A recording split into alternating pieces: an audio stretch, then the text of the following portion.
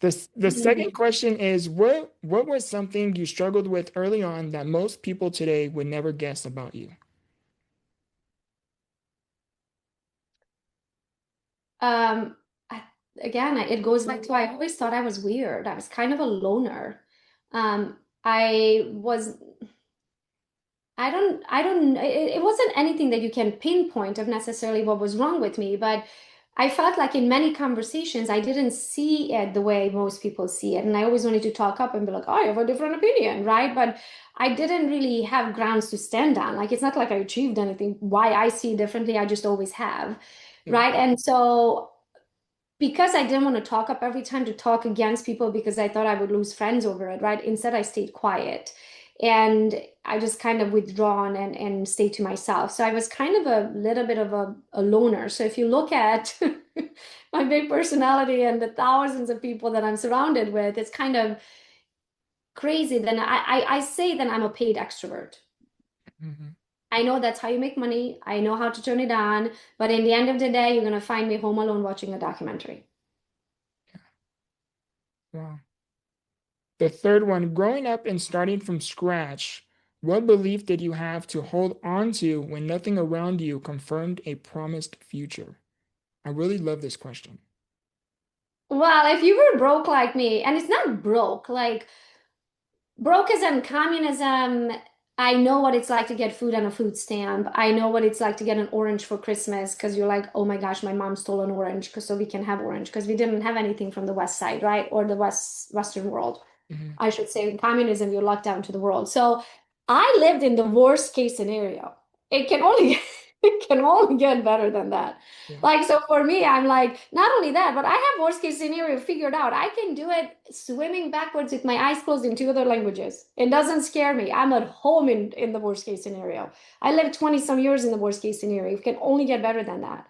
So to me, it's like every level you have ever experienced, if you go back to that by being forced or whatever, could you figure out how to get back to where you're at today? Absolutely. You've done it once before already. You just have to do it again. Yeah.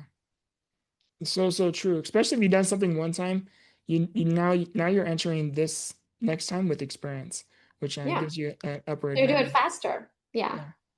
Yeah. The fourth question is, you tried to build your team twice and it didn't work. What did those failures teach you that success never could? Oh, I like your questions. They're so meaningful.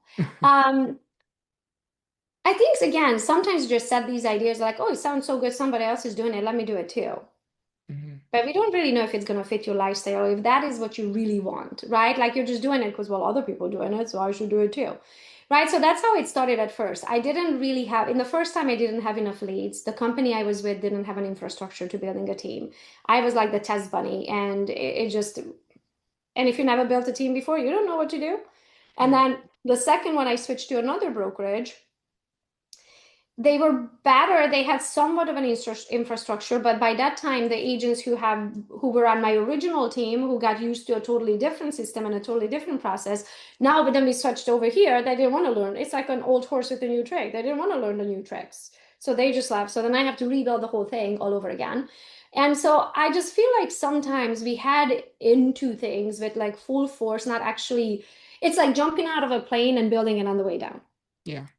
Be like, well, I guess we'll figure it out instead of actually building it and be like, oh, we're going to do this, then we're going to do this, then we're going to do this. And when it's done, that's when we're going to activate it. Instead, I activated something that didn't have the infrastructure and we were building it as we were falling, right? And so that's the lesson from that is that sometimes it's okay to take your time, build something, and activate it only after the infrastructure is built. I love it. I love that answer. The fifth question is, what changed in you, not around you, when things finally started working in 2018?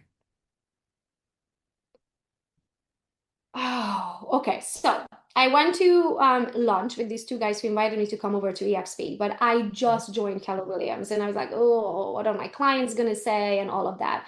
And I was with a brokerage at the time that had no retirement plan, so no stock options, had no revenue share. had really was just transaction. So the new company sounded much better.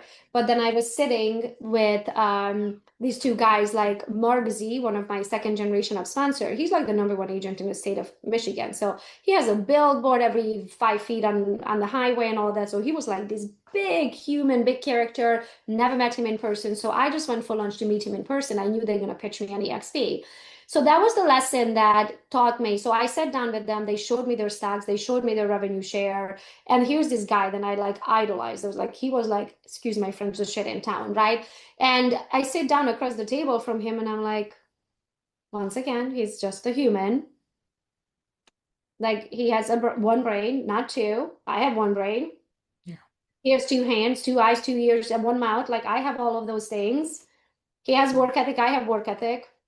He has charisma, I have charisma. Like I can do this, right? So I looked across the table from them and I was like, if you can do it, I can do it. absolutely. And the sixth question is, was there a moment where you had to decide between playing it safe or betting on yourself? And what did that decision cost you? I think the risk is sometimes people don't do things because what if they fail? But my thing is I look at it the other way. What if it does work? Yeah, Because what if it fails? That means that's your worst case scenario. But you're already living your worst case scenario because this is where you're at. That's your worst case scenario. It can only get better from there. So if you take a chance on yourself, it can only get better. And if it doesn't work out, you be where you're at. yeah. You're already living your worst case scenario. It's so, so true. You can always worry about the what if, or you can develop the new mentality and say even if. And that right Yes. there, you can find a lot of strength. And I've Or been I trying. sometimes say it's like I'd rather be in my deathbed and look back and say, well, that was stupid, than to look back and say, what if? Yeah, that's a good one. I love that perspective. The Yeah. last question is, looking back, do you think your struggle was something you had to survive or something that was preparing you to lead? Now looking back, I know that my childhood prepared me to who I am today. Yeah, But I can't tell you the heartache that I went through to be where I'm at today. And I wouldn't wish it on any child. But in the same time, I am so super thankful for it. And I'm so super thankful for myself for not giving up the fight and not laying down and taking the beating and becoming a victim of the situation, but to become the victor of it, right? And enjoying the life and looking at those, I don't know, the opposite of a blessing, but those beatings so sad as blessings today. mhm. Wow. And I appreciate you too to kind of use the metaphor of my message, become the victor, incorporating it with your story.